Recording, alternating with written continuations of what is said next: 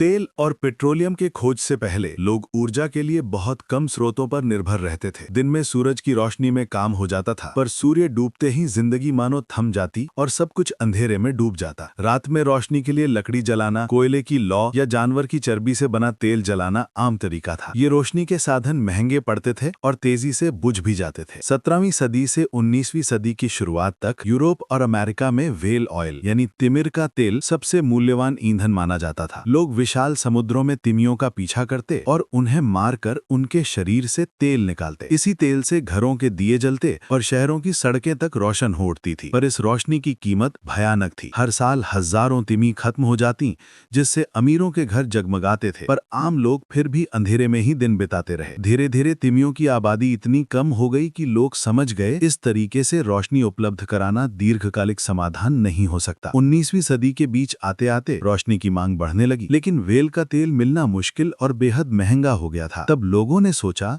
अब ऐसा कोई नया ऊर्जा स्रोत ढूंढना होगा जो सस्ता, टिकाऊ और हर जगह उपलब्ध हो। और यही खोज इंसान को पहुंचा देती है क्रूड ऑयल और पेट्रोलियम के उस दौर में जिसने दुनिया बदल दी। दिलचस्प बात यह है कि तेल इंसान के लिए बिल्कुल नई चीज नहीं थी, बस उसकी असली शक्ति को अब तक कोई समझ नहीं पाया था। हजारों साल पहले इंसान प्राकृतिक डामर का इस्तेमाल करता था, घर बनाने, दीवारें मजबूत करने और नावों को पानी के नुकसान से बचाने के लिए। पूर्वी और एशियाई लोग उस वक्त इस कच्चे तेल का इस्तेमाल दवा, मसाले और आग जलाने के लिए करते थे। अजरबैजान जैसी जगहों पर लोग सैकड़ों सालों से जमीन की ऊपरी परतों से हाथों से तेल निकालते आ रहे थे। मगर ये सब प्रयास बहुत छोटे स्तर के थे। असली कहानी तो अभी शुरू भी नहीं हुई थी। सन 1846 में कनाडा के वैज्ञानिक अब्राहम गैसनर ने इतिहास रच दिया। उन्होंने सबसे पहले केरोसिन का आविष्कार किया। ये केरोसिन कोयले और तेल से तैयार किया गया था और जल्द ही ये सस्ता और आसानी से मिलने वाला रोशनी का स्रोत बन गया। इस खोज ने इंसानों को पहली बार व्हेल ऑयल पर पूरी तरह निर्भर रहने से आजादी दिलाई।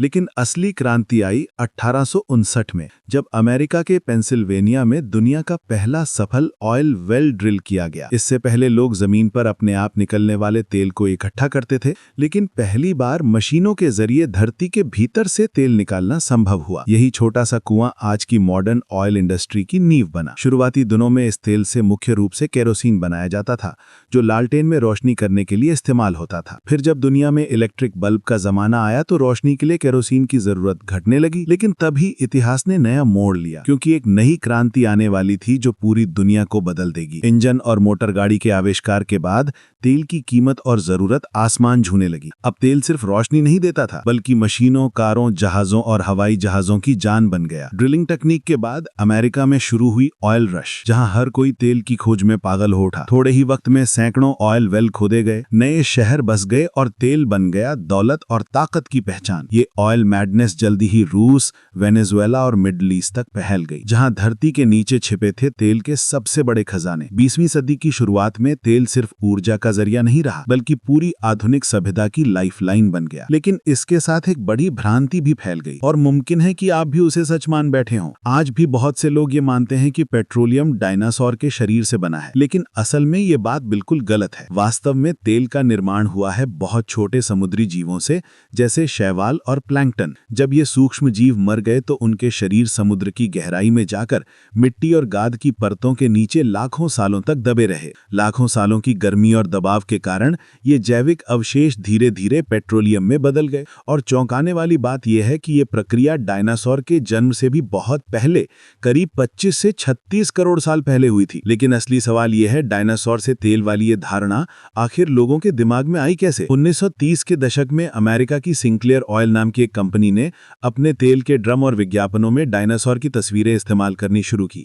डायनासोर की ये छवि और थीम इतनी मशहूर हो गई कि 1932 में कंपनी ने उसे अपना आधिकारिक लोगो बना लिया। विज्ञापनों, पैकेजिंग और बच्चों के खिलौनों में जब हर जगह डायनासोर दिखाई देने लगा, तो आम लोगों को लगने लगा कि शायद तेल का डायनासोर से कोई गहरा संबंध है। तेल के डिब्बों, लोगो, विज्ञापनों और खिलौनों में डायनासोर की तस्वीरों ने लोगों के मन में धीरे धीरे एक गलत धारणा बैठा दी। यहाँ तक कि आज भी कई लोग उस गलतफहमी को सच्चाई समझते हैं। काला तेल यानी ब्लैक गोल्ड जितना अधिक किसी देश के पास होता है, उतनी ही ज्यादा होती है उसकी दौलत और शक्ति। तेल की मांग और कीमत इतनी ऊंची है कि हर महीने दुनिया के अलग अलग देशों में सैकड़ों नए कुएं खोदे जाते हैं। कुछ बड़ी एनर्जी कंपनियां तो हफ्ते के भीतर भी नए कुएं तैयार कर देती हैं। लेकिन उन कुओं से तेल निकालना आसान नहीं होता। इसके लिए चाहिए उन्नत तकनीक, लंबा समय और बहुत पैसा। अपरिष्कृत कच्चा तेल धरती की गहराइयों में लगभग 1.5 से 4 किलोमीटर नीचे करोड़ों साल पुरानी कठोर चट्टानों के बीच कैद रहता है। इस तेल तक पहुंचने के लिए जो ड्रिलिंग मशीनें चलती हैं, उनकी शक्ति इतनी अधिक होती है कि वे जमीन में छेद कर करके गहराई में उतरती चली जाती हैं।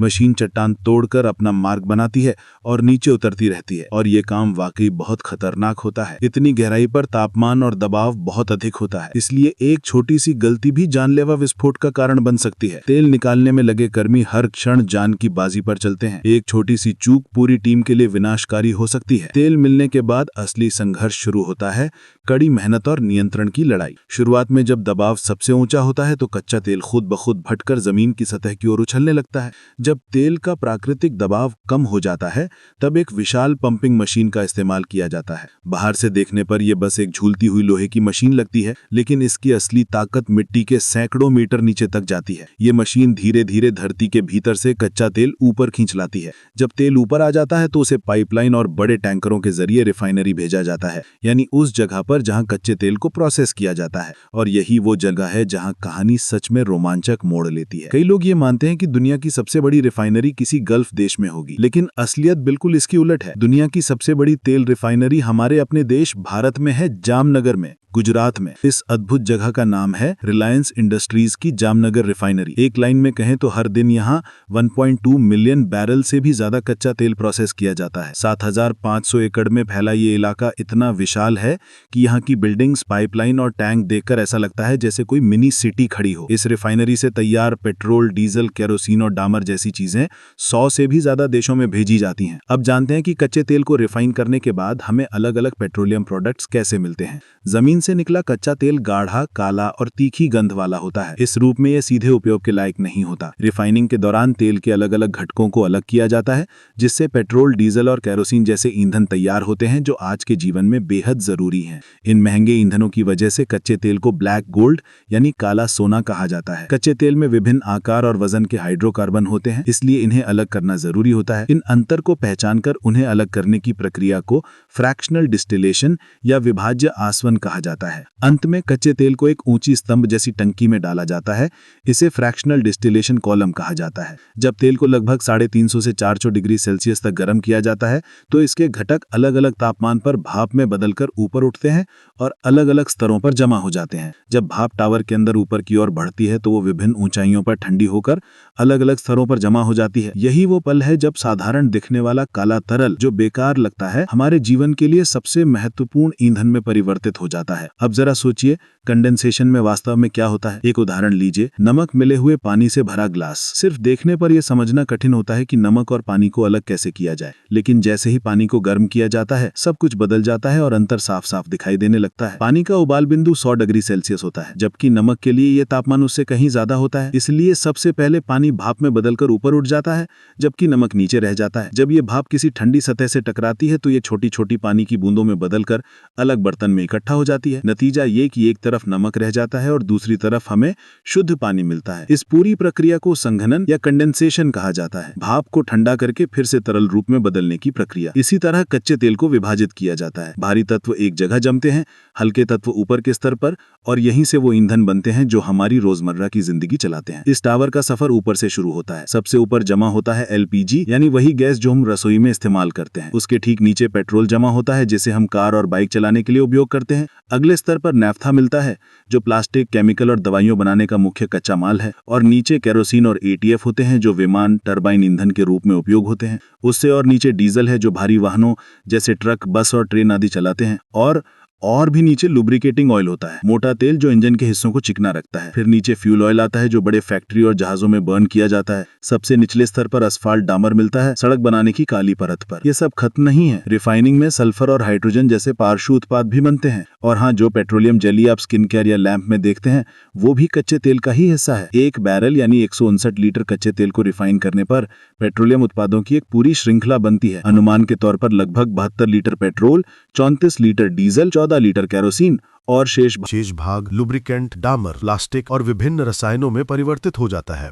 पेट्रोल बनने के बाद ये लंबी भूमिगत पाइपलाइन से टर्मिनल तक पहुंचता है, फिर वहां से ट्रक या टैंकर में भरकर आपके नजदीकी पेट्रोल पंप तक पहुंचाया जाता है। रिफाइनरी से विशाल टैंकरों में पेट्रोल भरकर देश के अलग अलग पेट्रोल पंपों तक भेजा जाता है। लेकिन टैंकरों में पेट्रोल भरना उतना सरल काम नहीं है जितना आपके वाहन में पेट्रोल भरना होता है, क्योंकि अगर यहाँ थोड़ी सी भी आग की चिंगारी गिर जाए तो पल भर में भयंकर विस्फोट हो सकता है। इसी वजह से सुरक्षा के तौर पर हर पेट्रोल टैंकर को सबसे पहले ग्राउंडिंग केबल से जोड़ा जाता है, जिससे उसमें जमा हुई स्थैतिक बिजली पूरी तरह से खत्म हो जाती है। इसके बाद विशेष सेंसर और पाइप्स की मदद से पेट्रोल के वाष्पों को वापस इकट्ठा किया जाता है, ताकि वो हवा में मिलकर किसी तरह का विस्फोट या आग का खतरा न बनाए।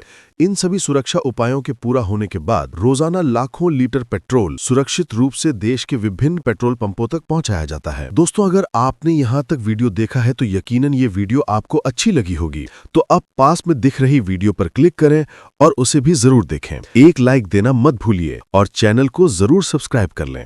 चलिए मिलते हैं अगली वीडियो में कुछ नया, दिलचस्प और जानकारी भरा लेकर।